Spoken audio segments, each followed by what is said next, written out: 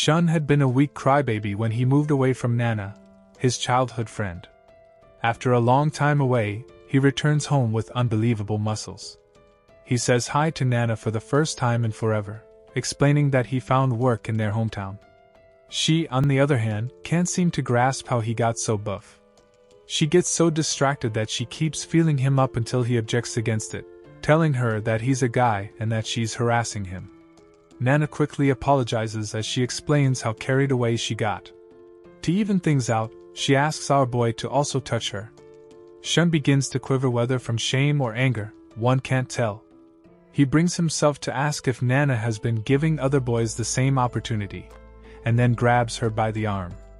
Our boy is grateful that his childhood friend is still the same, but soon realizes that she does not get men at all. He promises to re-educate her and pulls a surprised Nana along, threatening to take her to Brazil. Many years ago, before Shun left for the city, he and Nana had gone to the park to play. There, he gathered the courage to ask her to marry him when they grow up. She blatantly turned our boy down, leaving him both surprised and disappointed. He was just 12 years old when his first love denied him, and at that moment, he had never felt more hopeless. He asked her why she didn't want to marry him, quipping that they got along so well, and Nana claimed it was because he couldn't carry her like a princess. She explained that on her wedding day, she would like to be whisked off the ground, just like a princess. This pushed Shun to try and prove himself. Unfortunately, he failed, dropping Nana to the ground as beads of sweat fell from his head. She burst into tears, wailing and swiping at thin air. Then and only then did it become clear to our boy that he was way too weak. Ever since that moment, he has been feeling heartbroken and frustrated. He had spent the last couple of years training himself to forget that feeling, and after getting it down, our boy decided to return home. Back to the present, and Nana stares cheerily at him. He acknowledges that she does not seem to remember or even care about what had happened at the park. He finds her carefree attitude adorable alongside her mighty melons. He realizes that no matter what she wears, there will always be lustful people that will think inappropriate things about her. So, in a bid to make her understand, Shun grabs her hand and announces that he'll be taking Nana to Brazil.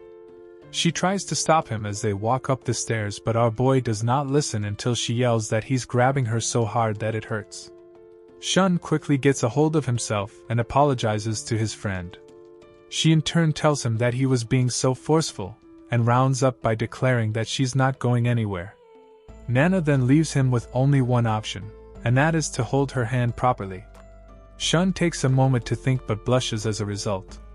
He admits that he has gotten into a tough spot. All the feelings of love that he had tried so hard to suppress seem to bloom once more. In all of this, Nana just smiles, seeing as it's been a while since she held our boy's hand. Shun had stopped by Nana's house to settle his broken heart, but soon realized that falling in love is not worth it. He beats himself up for not knowing this, but unfortunately, he's the type who just can't let go. Him and Nana arrive at her room soon enough, and she welcomes him, asking if he can remember when they used to play together in it.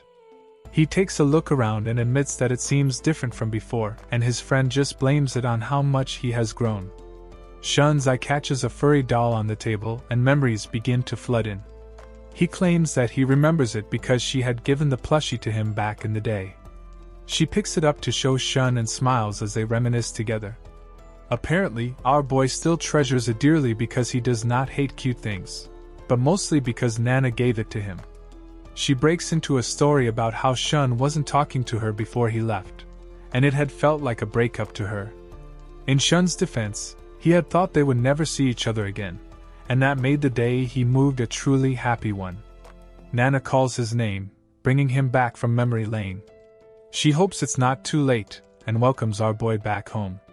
Shun misses the point as Nana's melons distract him. He only quips that he's back a few seconds later. Meanwhile, his heart keeps fluttering. It even helps him realize that running away from his emotions may be a waste of time. Nana smiles and offers to go make some tea, but instead of tea, she returns to ask if he will just have some cranberry Sprite.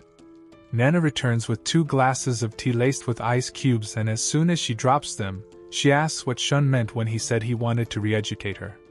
He almost chokes on his Sprite as he realizes that she might take it the wrong way.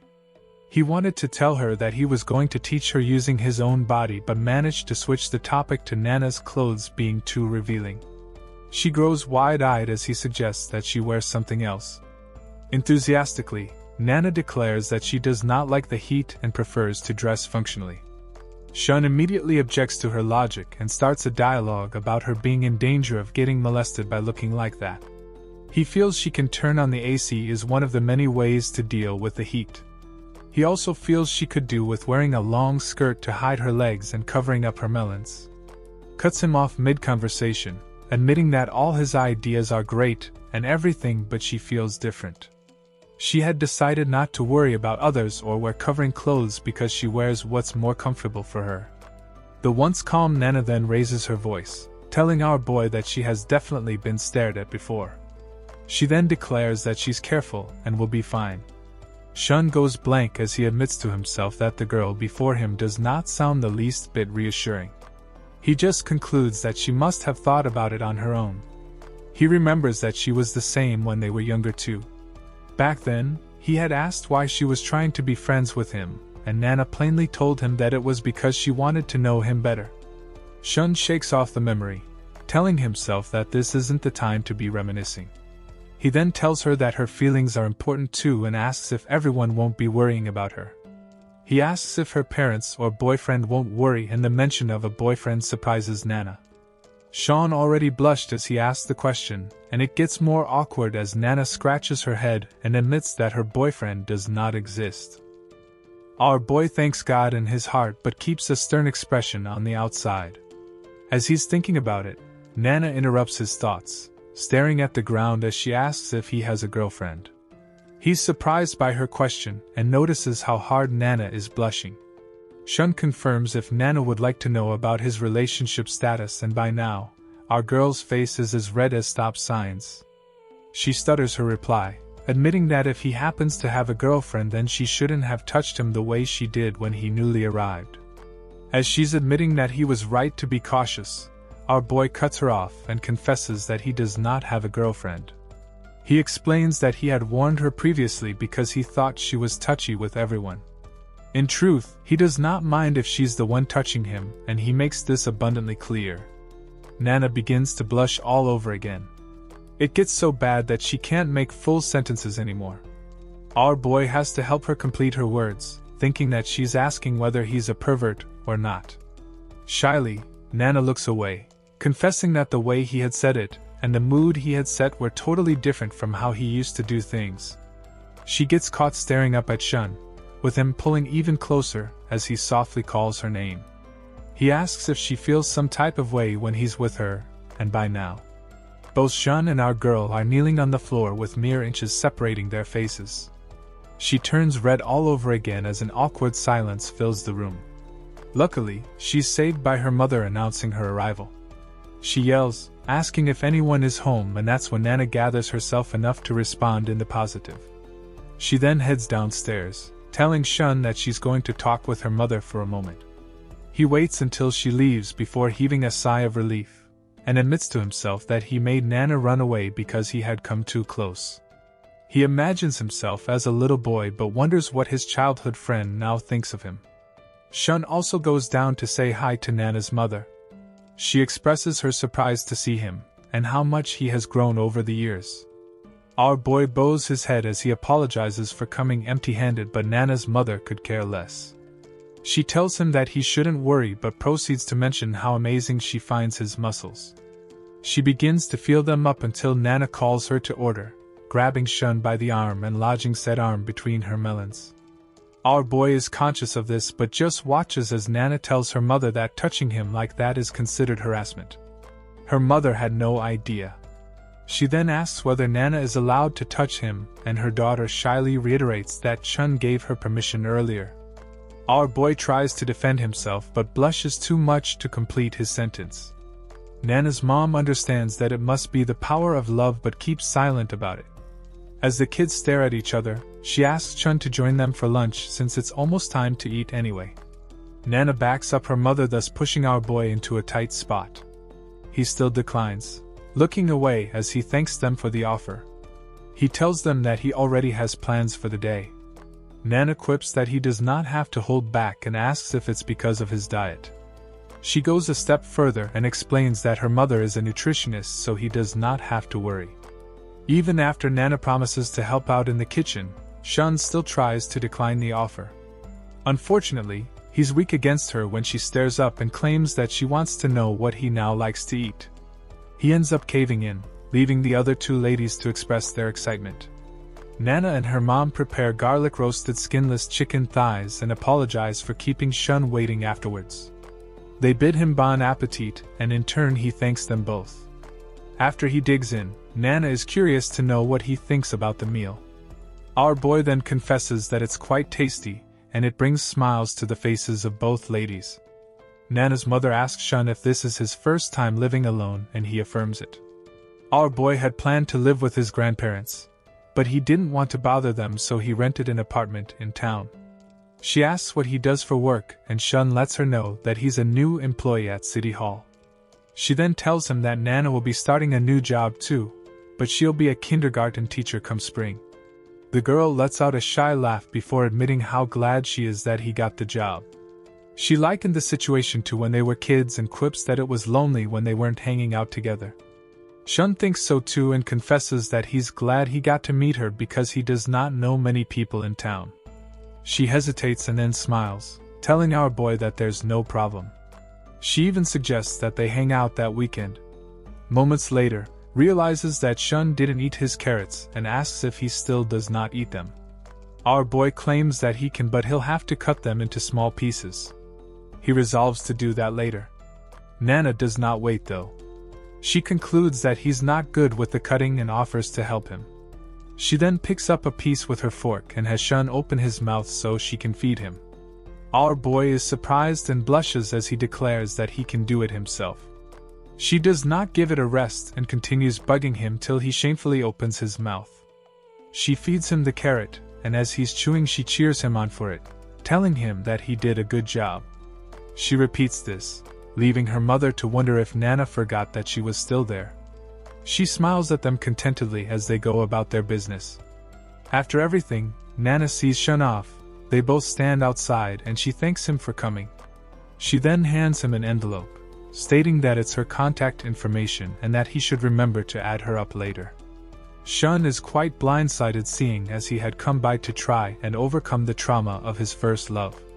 He didn't expect them to be exchanging contact info, so he came empty-handed. Nana tells him to come again sometime, but all he can think about is how the girl he met after so many years, as bright and cheerful as always, had easily covered the distance between them, and even made his heart race like an idiot. Shun wonders if she might have forgotten about that day at the park and asks her for permission. He suddenly lifts her off the ground and a blushing Nana tries to object against it. He then tells her that he won't drop her like he used to and that her childhood dream has now come true. He gently drops her on her feet only for her to express confusion over what dream our boy is talking about. She tries to remember, but Shun tells her that it's fine if she does not. As he turns to leave, Nana keeps yelling that she'll talk to him later. Her face red like fresh ripe apples. It's quite unfortunate that in Shun's attempt to get over the trauma of his first love, he falls in love again. After he leaves, Nana buries her face between her knees, claiming that she's a dummy and later admitting to herself that she can remember her dream. Later that night, Nana soaks in the bathtub and heaves a sigh of relief.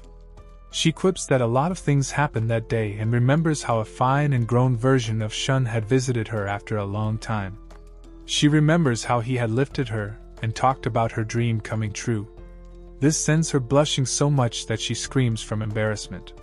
She clasps her face with both palms as she remembers that her dream is to be carried like a princess at her wedding. When she was little, she got separated from her family at the theme park. As she was looking for them, she tripped and fell face down on the concrete. She burst into tears and continued crying until a strange man called out to her. He carried her in his arms and asked if she was okay. All she could see was his prince outfit, and she remembers how he had made her heart race. Back to the bathtub, and Nana is freaking out as she analyzes what Shun had said about her dream coming true. She begins to wonder if he carried her like a princess to infer that he wants to marry her.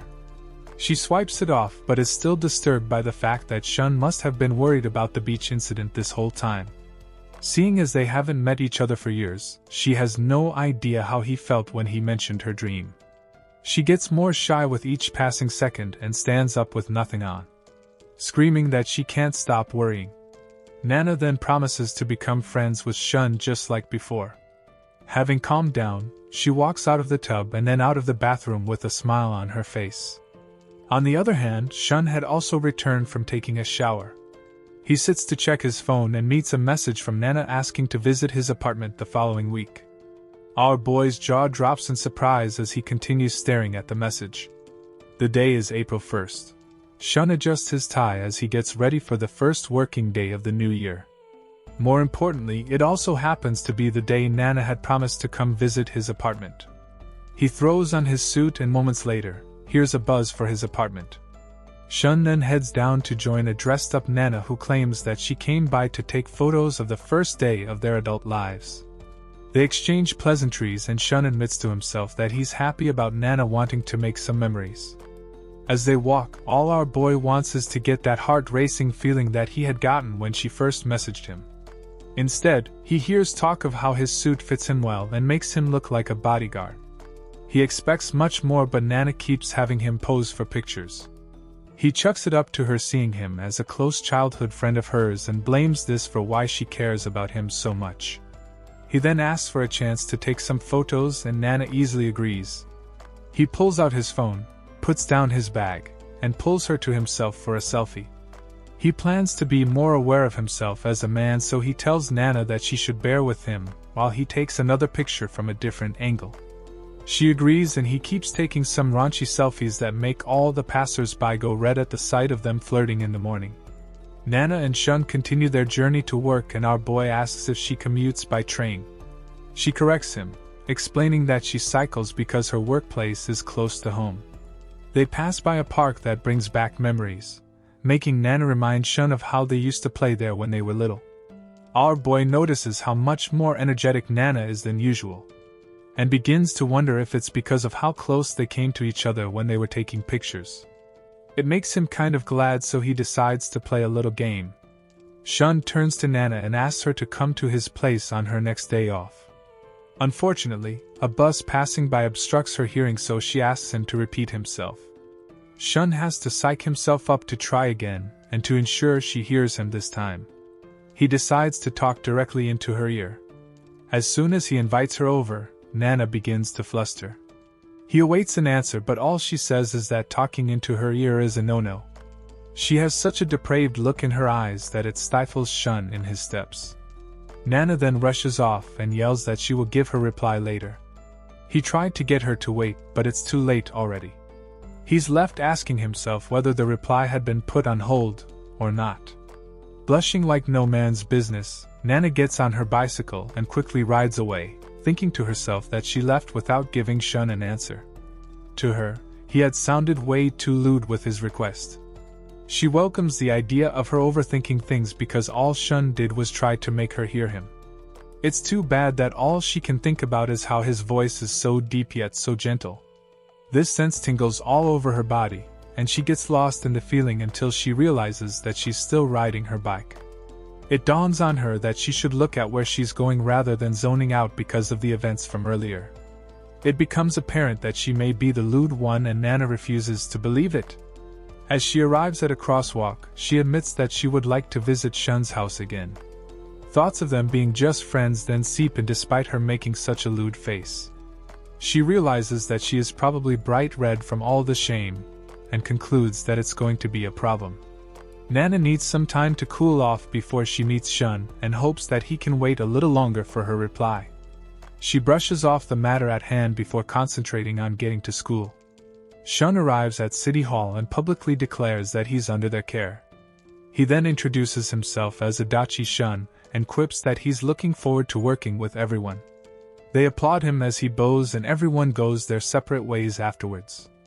Our boy is sitting at his desk when he overhears talk of the buff new recruit. Another employee expresses her excitement, as she calls him a super handsome man with an amazing body. The conversations continue as other workers claim that he's lacking in the facial expression department, making others admit that they have no idea what Shun is thinking. 5 days pass and more rumors begin to spread. While they do, the only thing Shun can think about is how Nana still hasn't replied to him. Frustrated and gloomy, our boy begins to wonder if he was too heavy on the attack. He brushes this thought away because he had to do it to make Nana understand. He resolves that what is done, but also wonders if he should be sending her some messages. The new problem becomes what to send Nana, and in that moment, his phone dings. It's a message from her and our boy quickly opens it. In it, she apologizes for not giving him a reply ever since and blames her lack of contact on how hectic work has been for her. She then rounds up by asking if it's okay for her to come over the following Sunday. Chun's mood immediately lightens and he lets a small smile fly. He thanks God that she finally replied and that they would get to meet during the weekend. Soon enough, he begins to wonder what they will do when she comes over. They couldn't read books or play with toys, they weren't kids anymore. He continues to brainstorm until thoughts of how adults play start to come. He imagines touching Nana in inappropriate places but quickly shakes it off, claiming that that kind of stuff is off limits. As he returns with his food, his face remains expressionless but his heart is on fire. Sunday came faster than Shun would like. While worrying about what to do, he visited the Golden Gym and worked out like his life depended on it. He ends up realizing that working out can solve absolutely nothing as he sits on his bed unprepared and confused about what to do. His mind begins to spiral, making him wonder if they have to stay at home the whole time. He plans to take her to get some tea if things end up getting too awkward. To Shun, that is the only option so that he won't lose his sense of reason. His thoughts get interrupted by the ringing of the doorbell, and all of a sudden, was inside, thanking him for inviting her over. After getting into the apartment, she hands our boy some boiled foods from her mother alongside some pickles she pickled herself. Shun thanks her and falls silent before she begs his pardon for intruding on his personal space. Some more silence follows as our boy realizes that something is different now. Nana is wearing thick clothes this time, unlike the exposed top she wore previously. Shun begins to wonder why, because the weather that day wasn't cold. He then concludes that she must have either taken his advice or has begun to see him as a man. Nana calls his name, pulling him out of his train of thought. She asks if she's the first guest he has had over since he moved in. He confirms that she is and Nana laughs a little. Her cheeks grow red as she confesses that being Shun's first house guest makes her glad. Our boy is speechless but thinks to himself that Nana happens to also be his first love. As she takes a look around, Shun's thinking falls from what it used to be, making the future very uncertain. Nana switches the topic as she's now curious to know what Shun's room looks like. With a smile on her lips, she declares that the place looks pretty tidy. Our boy then explains that he does not own much, and even got rid of a lot of stuff before moving back home. She notices the dumbbells nearby and quips that she thought he would have more gym equipment. Shun just explains that the gym has all sorts of equipment, so he decided to keep only 2 dumbbells for himself. Curiosity gets the best of Nana as she squats in an attempt to lift one of the dumbbells. She quips that it looks kind of heavy but tries to lift it anyway. Shun warns her about injuring her back and tries to guide her through the process. She stops him though, telling him not to sweat it.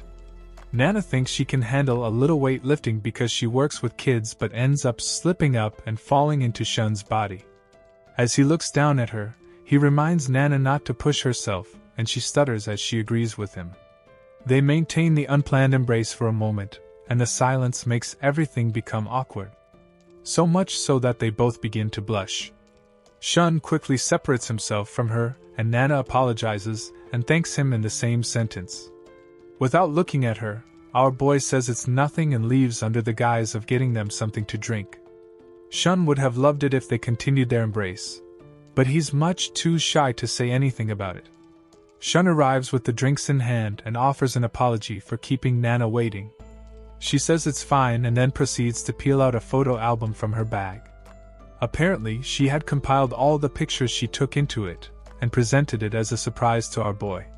She shows some of the pictures to him, asking to confirm if they look good. Shun simply thanks her for it, and Nana goes back to complaining that there are still many empty pages. On that note, she would like to take more photos with Shun sometime. Our boy easily agrees and Nana does a little celebration. Mere seconds later, she asks him for a favor, wanting him to send her the photos he took because they were the only ones with the two of them together. She really wants to know how they turn out, but our boy is too conscious to show her. Shun thinks it would be weird giving her pictures where they posed as lovers, so he tells her that he can't give them to her because they're not very good. Still on her knees, Nana yells and accuses our boy of lying. She quips that he took heaps of photos, so there's no way one of them didn't turn out fine. She continues to bug him to send her the best one he took until Shun gives in. After sending it, he encourages her to look at the picture later, but an impatient Nana does not think anything would come of looking at it now. She stops in her tracks as she accesses her phone, and goes red from realizing how close they were in the picture. Nana gets so shy that she can barely look up, and our boy acknowledges that he warned her. He then calls out to her, but Nana is busy spiraling over what the picture could mean. She wonders if Shun is like that with other women because of how bold he looks in it, and suddenly, she throws herself into his embrace, thus reliving the entire experience. She quips that if they weren't childhood friends, people might get the wrong idea from seeing them that close. She then warns him to be careful as she peels herself off his person and shyly rubs the back of her neck. In Shun's heart, he admits that he's only close with her and that Nana should be the one to be careful. Nana complains about her throat being dry and proceeds to drink some tea while Shun waits. She continues to adjust her sweater until our boy asks if she's hot. He points out that she's sensitive to heat but is wearing such thick clothes. Nana tries to dismiss his worry and mentions that he had warned her about exposing clothes the other day. She quips that her own preferences may be important, but she cannot go around doing things that people don't like. Nana is still smiling sheepishly when Shun runs to his defense. He claims that he does not hate it, but dressing the way she used to would generally provoke men. Her answer to such a scenario is simply to make any man open the windows or turn on the air conditioning, and she claims that she'll be fine. This leaves Shun more confused because he should be happy that Nana fixed her clothes, but that would mean she can no longer wear what she wants. More importantly, it dawns on him that he may not get to see her bare skin either. He then realizes that it's not the situation he wanted and offers Nana a chance to take off her sweater if she's feeling hot. She gets so surprised but gets herself under control. She then tells our boy that she wore a t-shirt underneath but never expected him to say such a thing. Shun begins to explain that all he wants is for Nana to feel at ease around him no matter how confused his words make her. He then clasps her by the shoulders and pleads that she take off the sweater. Nana turns red for the umpteenth time before turning around and yelling that she'll change nearby. Still on the floor, Shun wonders if he said something powerful. Nana successfully made it 4 steps before returning to join her childhood friend. She even stares at the floor as she tells him that she will feel uncomfortable if she was the only one in short sleeves. She then tugs on his shirt and admits that she wants him to take it off while he waits for her to change. Our boy freezes up, acknowledging to himself that hearing his words thrown back at him is truly something else. The friends go into separate rooms and simultaneously take off their outerwear. They had agreed to both change into short sleeves, and Shun expresses how cool he feels after removing a layer of his clothes. Nana asks from outside if our boy is done changing and steps inside after he invites her. Immediately she sees his belt, she flusters. It gets so bad that she rushes to tell him to put his clothes back on. Shocked, Shun asks why he would do that. Nana can only hesitate for so long. She later admits that seeing his muscles will make her want to pat them like the last time. Our boy takes a firm tone with her, reminding her of how he told her that he does not mind it. She tries to object, but Shun is faster. He grabs both her hands and places them on his wide chest, telling her that she does not have to hold back anymore. She bows her head in that instant and thanks Shun. This keeps him thinking about why she's being so formal. Nana gets used to touching his chest and quips that they don't feel as firm as she thought. In fact, she feels comfortable and like she's getting healed just by touching. Our boy can't help but think about touching her melons too. He knows it isn't right but touches Nana's face lightly. thinking to himself that he would like to feel her. He quips that she's so soft, and embarrassed Nana turns away as she confirms it. Shun can't help himself, he finds her embarrassed look to be cute, and even wants to touch her more because of it. Donna interrupts his thoughts as she reminds him of the first time she came to his house, and he had said it was fine if she didn't remember her childhood dream. She then confesses that she can remember it perfectly before staring at the ground and covering the distance between them. She puts her hand against his chest for the second time that day and speculates if she's the reason why our boy trained his body so hard. This question catches Shun by surprise. His eyes open wider than they have that day, and his mouth follows suit. Shun gets lost in thought, thinking about how to react, whether he likes it or not. The truth remains that it all began the day Nana broke his heart as a kid.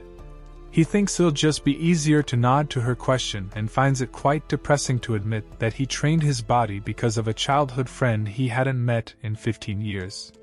The option of lying that he did it to gain confidence also comes to mind in all this while. Nana just stares up at him.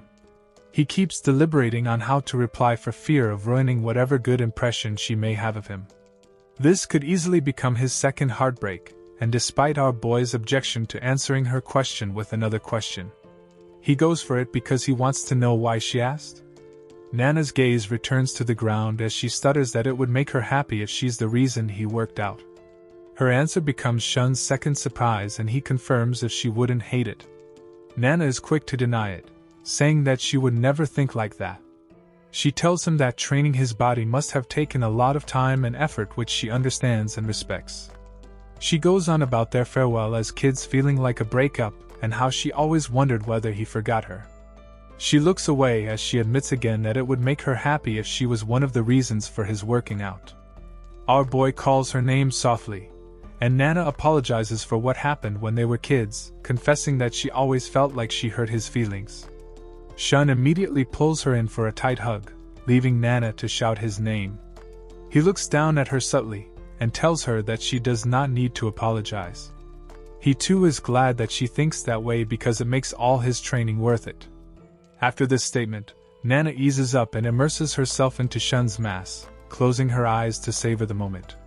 Shun peels her away a little to quip that the hug must be a make-up hug after 15 years. Nana agrees. Shun buries her in his mass again, concluding that what they're having is a love hug despite what Nana may think. The childhood friends are still savoring their hug as their thoughts about how soft each other's bodies are serenade their minds. Nana is the first to speak up, asking Shun if he can let go of her. Our boy quickly does so and apologizes under the umbrella of everywhere being too hot to hug. Nana says it's not that and quips that she's much too comfortable in his arms, so much that something weird might happen if they continue. Curiosity consumes Shun and he asks himself what she means by something weird. He wants to find out, so he tells her that they can stay like that since it's comfortable anyway. Our boy pulls her back in, tighter this time, making Nana yelp. Her face grows redder by the minute during her feeble attempt to object against it. As Shun grips her waist tighter, a depraved look comes to Nana's eyes and she shudders all over. She tells him that she can't take it anymore, and looking down at her makes Shun feel the same way. He peels her off his person as they both decide to take a step back. A flustered Nana listens as our boy confesses that his chest will always be open to her even if she can't handle it right now. She grows even redder as her mouth opens in denial. She asks our boy who taught him to say such embarrassing things. All Shun can think about is how cute she looks even when she's mad and how he looks forward to having another chance like he did earlier. Nana calms down and they both go back to kneeling on the floor. She weakly tells Shun that he cannot go about saying such things easily so that he does not create misunderstandings or false expectations. As she turns her face away, Shun begins to wonder why she refuses to look at him. To him, what he said seemed more natural than easy, and he began to think that he hurt her feelings. He suddenly remembers something and gets up to go fetch it. He rummages through his wardrobe until he pulls out the plushie Nana had given him 15 years ago. He presents it to her, and she expresses how surprised she is that he kept it all this time. Our boy admits that the only reason he kept it inside his closet is because he finds it embarrassing as a room decoration. Anyway, he always kept it no matter where he moved to. He tells her that his words may appear simple, but he pours his heart into them. He then encourages her to cheer up. Nana becomes speechless, and quietly accepts the plushie from him. She covers her lips with it before quipping that Shun has been treating her like a child. Our boy is quick to say that it wasn't his intention, and asks if she wants him to treat her more like an adult. This makes Nana blush all over again, and she blocks his face with the plushie. It even touches Shun's lips in the process. She then declares that she'll pass on his offer. Meanwhile, her heart wants him to stop showing his appeal. Shun's heart, on the other hand, reads the plushie touching his lips as an indirect kiss. Nana gets to talking about how she has early shifts in the coming weeks, so sleeping bothers her. She then asks Shun if he's an early riser, and he claims that it's even one of his strong points. Despite our boy's initial worrying, after the whole plushie incident, their conversations just flowed and time passed in the blink of an eye. Before they know it, it's evening time and Nana screams after realizing this. Shun tries to get her to stay for dinner, but she already wore her sweater, and even brings up him having work the next day as her excuse for not staying too long. She shoots him a wide smile, and tells him that they should grab food some other time. Shun is okay with this, relieved even. They begin to stroll down the street, and our boy can't help but think about how easy it was to meet up when they were kids. They never needed any arrangements back then, but that can happen because they're adults now. Shun finally speaks up, asking when he will see Nana again, and she looks away as she hesitates for a moment. She then tells him that she'll be available on the weekends but does not know if he'll mind her taking some of his time. Our boy immediately reassures her that he's fine with it. The urge to tell her how much time he wanted to spend with her is overwhelming, but Shun thinks it's still too early for that. Nana smiles widely as she confirms their link up on weekends. Shun asks if they'll be able to hang out until late on set, but Nana happens to have a drinking party on Friday. Our boy is shocked and asks about it, only for Nana to explain that it's a welcome party for newcomers. She throws a question back, asking if he has one at his work too. Shun agrees that he has a party coming up but is more interested in the fact that Nana drinks. She reminds him that she's an adult, so of course she drinks a little.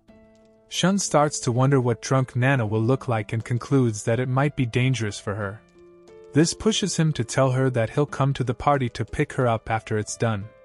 Nana tries explaining that she's an adult and can get herself home without any help, but Shun clasps her hand with his and reinforces his decision to go. He just can't let a drunk Nana go home alone, not at night. It's Friday and the newcomers' party is already underway. One of Nana's colleagues asks her to introduce herself, so she stands up and does so, introducing herself as Harayama Nana.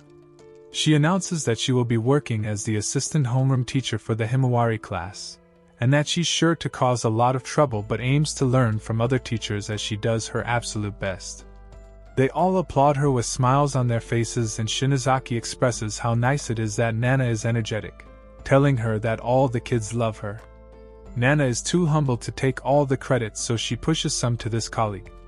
Later on, Shinozaki whispers into Nana's ear, asking if she has a boyfriend. Nana immediately freaks out as she screams that she does not. She's saved by another colleague named Nemoto, who calls out Shinozaki for asking our girl annoying questions. Shinozaki asks what the harm is, seeing as she barely gets to meet new people. Love talk pushes her to improve herself. She does not see any problem with talking about personal things because that's how relationships grow. She then returns to ask Nana if she has someone she likes since she does not have a boyfriend. Our girl continues freaking out as only Shun comes to mind. She scolds herself for thinking about him, and Shinozaki concludes that she must have someone because of how much she is blushing. In a bid to defend herself, she mentions Shun being just a childhood friend. This is enough for Shinozaki, who begins to ask who Shun is. Her colleague can only feel pity about how easy it was to crack Nana. Meanwhile, Shun is busy at the gym to burn time before Nana's party can end. Back at the party, the waiter returns with a tray full of drinks, and Shinozaki is quick to refresh Nana's drink as she continues inquiring about who Shun is to her. Our girl begins to stutter and gulps down her drink before she replies. She described Shun as quiet, kind, and a good listener. She later adds that he's really muscular, and this draws the attention of the other ladies. Nana begins to tell them how Shun used to be thin as a child but buffed up after they spent 15 years apart. Shinozaki confirms if she heard right, and Nana reiterates that he moved away when they were kids but moved back after he got a job in town. The ladies then point out that for him to come and see her, it must mean that he was dying to do so.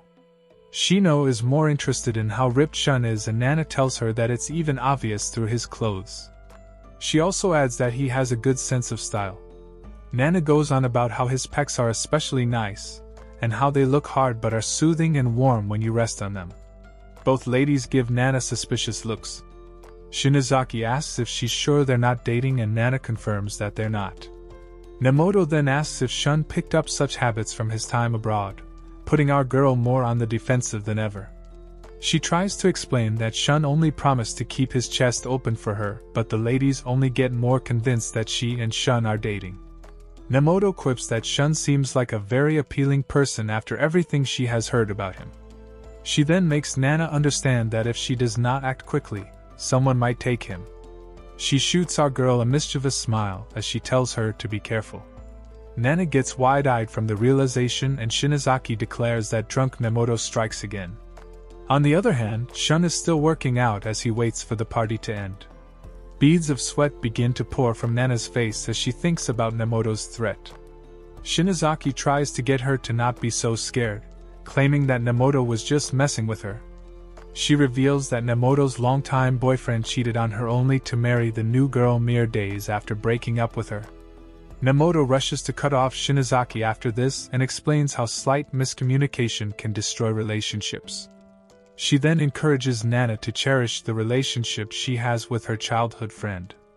Our girl had been listening with rapt attention and told Nemoto that she understands. It dawns on her that Shun actually reunited with her, and this makes the possibility of things falling apart become real. She suddenly wears a sad expression as she calls his name, and the ladies take this as a sign that she misses our boy already. Nana is drunk and does not deny it. She even yells that she does not want to be separated from Shun anymore, and will tell him that when they see each other later. Shinozaki is surprised to hear of the meeting, and our girl reiterates what Shun said about the night being dangerous and him picking her up later. This makes Shinozaki wonder just how protective her childhood friend is in Nemoto, what kind of person he is. Nana finally texts our boy that the party is over and that she would be heading to where they agreed to meet. Sooner than later, he arrives there and waits for her. A drunk Nana yells out his name from a distance and begins to run towards him, making him yell that she should not go running through crowds. In no time, Nana buries herself in his embrace and does not even look up at him. This worries our boy, so he asks if anything had happened. Nana just blushes as she finally looks up, telling him that she only wanted to see him. Nemoto and Shinozaki watch from a distance as the two hug each other. Shino calls him infamous while Nemoto quips that they're already going at it. Shun stays confused because of how hard Nana is hugging him and wonders if she missed him that much. He just looks down at her, admitting to himself that he didn't expect her to be this quiet, especially when she got drunk. The sudden urge to take her home comes upon him. Unfortunately, as he's about to tell her, the other ladies join them. They introduce themselves as Nana's coworkers, and Nemoto tells him that our girl looked drunk, so they brought her to him. Shun falls shy but quickly composes himself. They exchange pleasantries, and Nana slurs her words as she calls Shun her childhood friend. Barboi takes a quick look at her before Shinozaki tells him that they were just talking about him some moments ago. She then reiterates that he's kind, quiet, and muscular just like Nana said. Nemoto concurs as she gives Shun a flirty look. She calls him strong and handsome, and wishes that she had a boyfriend like him. Nemoto's words send panic into our girl, making blurt that she can't let Nemoto have him. Nana almost calls Shun her boyfriend but stops mid-sentence. Both Shun and the two ladies lean in to hear the rest of the sentence, but Nana disappoints them and calls Shun the person she wants to be by her side. Either way, this makes him want to take her home even more. At that moment, Shinozaki claims she wants to leave. She suddenly gets the craving for black coffee, and Nemoto suggests that they both stop at a night cafe. Shinozaki and Nemoto say their goodbyes, leaving Nana in Shun's care. Still drunk, Nana slurs as she thanks them for the party. Both women wave and keep walking away till they're out of sight. Nana then turns her gaze to our boy and he tells her that they should be going too. His mind begins to wander, thinking about how alluring the night is and how beautiful the inner streets look. He snaps out of it as he remembers his promise to Nana's mother. He had told her that he would be sending Nana home so he couldn't break her trust. She holds onto his arm as they walk and asks whether our boy had eaten. He says he has, so Nana suggests that they go for a drink at a fancy place she knows. Shun turns this down too, explaining that drinking is bad for the muscles, so he tries not to do it. He then reminds her that she already drank too much, so she should call it quits for the day. Nana looks more sad than satisfied. She tugs against the handle of her bag as she asks if they're really just heading home. It dawns on Shun that she could want something else, so he asks if she does not want to head home yet. Nana's face goes completely red. She unlocks eyes with our boy and whispers that he may be telling the truth. This makes Shun want to take her home once again, but he finds drunk Nana so cute that he can't handle it. She apologizes as she dismisses her idea, claiming that they should just go home for the night. Despite all the temptations, Shun gets on a train home with Nana. The ride back is still a struggle though. Nana's melons rest against his arm and he finds them soft to say the least. Her lips also look so soft that they almost drive him out of breath. Shun manages to survive until they get off and Nana keeps holding on to him tightly. Our boy struggles until he can't bear it anymore. He then tells Nana that she does not have to cling to him so tightly. She just laughs it off, telling him that she can even be closer to him. She pulls in after confessing how comfortable his embrace feels. Shun is pushed to ask if she spoils people when she's drunk and our girl just thinks it's fun. Nana lights up as she tells him that it would be more fun if he got all weak and soft after drinking. Shun turns with a questioning look on his face and our girl tells him it's because he's always looking so serious. She thinks it would be really cute if he could look soft. With a serious face, Shun asks if Nana does not like it when he puts one up. She instantly denies it, claiming that he's dependable and cool. She stares at him for a while before asking him to bend his head for a while. Shun almost fights her on it, but she tells him to just do it. Our boy obeys and as soon as his head comes down, puts it between her melons. It's his turn to go red in the cheeks, and Nana tells him that he looks cute when he can sulk a little. Shun loses all his senses at that moment, and a shell of himself enjoys it as Nana pats his head. Still lost in her essence, Shun begins to mumble to himself, inaudibly asking whether he should just take Nana to his place. He thinks that her parents can't get angry after they see the grandchild that he and Nana will make. Our girl interrupts Shun's thinking process, curious to know what he's mumbling about.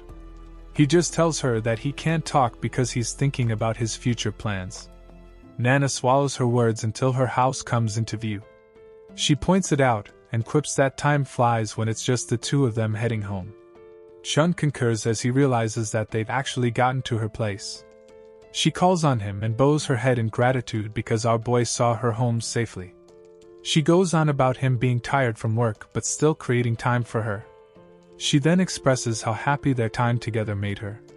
She had rarely seen a situation where childhood friends took care of each other this much, and to show her gratitude, Nana declares that she wants to treat him like he treated her, with the same, if not more kindness than he showed her. Shun just watches her say nice things, but his mind isn't on them. The feeling he has towards her is neither of kindness nor of awe but of a heavy sense of desire. He grabs her by the waist and pulls her closer to himself. He then reminds her of when she said she would treat him with lots of care. All Shun wants to know is how she would do that. Shun's question makes Nana unable to look him in the eyes. She quips that she will be there for him when he is troubled and give advice when he feels down. She still does not look up, so Shun gently drives her to the wall, pressing her back against it with his mask. With mere inches between their lips, he asks if she will do whatever she wants, and the only thing a shy Nana can say is that Shun is too close. He comes nearer and whispers into her ear that if he does not come this close, she'll just run away.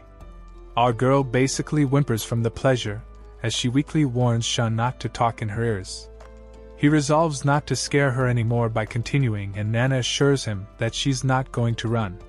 Before he lets her be, he asks what she wants to do one more time. All Nana says is that she'll try her best. Shun can no longer handle the whispering, so he abruptly peels away. He begins to think about how he could get caught instantly if Nana shouted. Also, doing things with her while she was drunk was not part of the plan. He turns to face her again, adjusts his glasses, and apologizes for getting ahead of himself. He then asks her to pretend like nothing happened before turning to leave. Nana gets him to wait, and grabs him from behind as she plants a kiss on his cheek. Shun is still processing the kiss when Nana quips that it was what she wanted to do. She then tells him that it'll be his turn to tell her what he wants next time. The streetlight floods onto her skin as she runs to her house, smiling and biting our boy goodnight. Shun continues to hold his cheek in shock, and his face becomes as red as strawberries. All the composure he had managed to gather last minute got crushed by Nana's boldness. The next morning, Nana wakes up still tucked into bed. Memories from the night before begin to seep in until she remembers that she kissed Shun. All the sleep cleared out of her eyes and she dug herself deeper into her sheets. Nana blames the kiss on Shun looking neglected and alone. Flashes of how his quiet demeanor excited her come to mind and she gets red in the cheeks, scolding herself for thinking about the kiss. She keeps thinking that she cannot go around kissing people just because she is excited and realizes that kisses are for people you like. It then dawns on her that she no longer sees Shun as a childhood friend but as a man. Nana can't help but twirl in the sheets, shamefully admitting to herself that she likes our boy. It has only been a month since they reunited, but Shun returning and looking so cool still feels too good to be true. Still beneath the covers, Nana recalls how she had turned him down as a child. She sits up as she remembers that Nemoto had told her that she had some appeal. What worries her is whether Shun would fall in love with a self-centered person like her again. Our girl sighs, gets on her knees, and just stares out her open window. On the flip side, Shun couldn't get any sleep because he was thinking so much about the kiss. His complaining gets cut off by Nana calling his phone. He picks up and they bid each other a good morning. She then asks if he's free at the moment. Our boy says he is, so Nana goes ahead and thanks him again for getting her home. She piggybacks on this to tell Shun that she wants to meet him if he has the time.